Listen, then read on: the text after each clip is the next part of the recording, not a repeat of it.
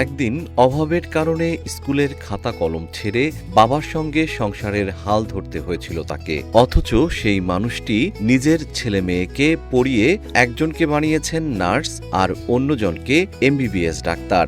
সন্তানদের স্বপ্ন পূরণের পর এবার নিজের অপূর্ণ স্বপ্ন পূরণে 54 বছর বয়সে আবারও স্কুলে ফিরেছেন আলী আকবর। শুধু স্কুলে ফেরাই নয়, 2026 সালের এসএসসি পরীক্ষায় জিপিএ 4.35 পেয়ে কৃতিত্বের সঙ্গে পাশ করেছেন তিনি। জীবন অবাক না করলে কে করবে? 28% মিল্ক ফ্যাটের অবাক করার সাথে ফ্রেশ মিল্ক পাউডার। জীবন অবাক করুক প্রতিদিন। জীবনে শখ ছিল, কিন্তু পারিবারিক কারণে আমি লেখাপড়া করতে পারিনি। সংসারের চাপে বিয়ে শাদী করে ছেলে মেয়ের লেখাপড়া করার কারণে আমি রাজশাহীতে নিয়ে গেলাম। মেয়েটাকে নার্সিং পড়াইছি, ছেলেটাকে মেডিকেল কলেজে পড়াইছি।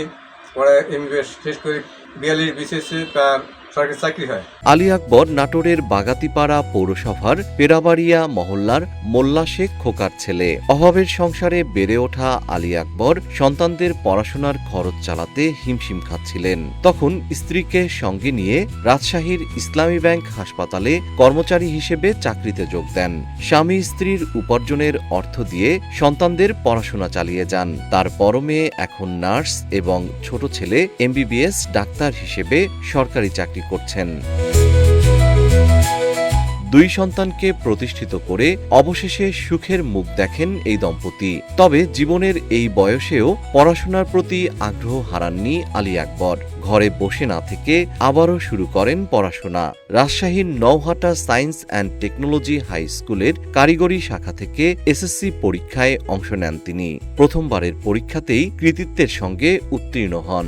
আমি একটু শখ আছে, লেখাপড়া করলে একটু পাশ করা যায়, কেন ছেলেমেয়েরা লেখাপড়া করে না, এই আমার জীবনে টার্গেট ছিল।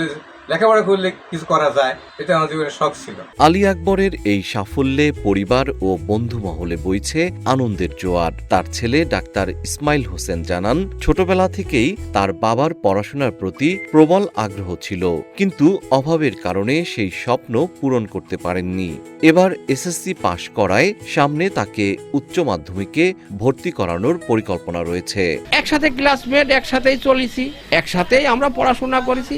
আমরা ছাত্র দুর্বল, ওই আসি এই 54 বছর বয়সে আসি এত ভালো ছাত্র কি করে হইলে আমি তো এটি বুঝতে পারতেছি না।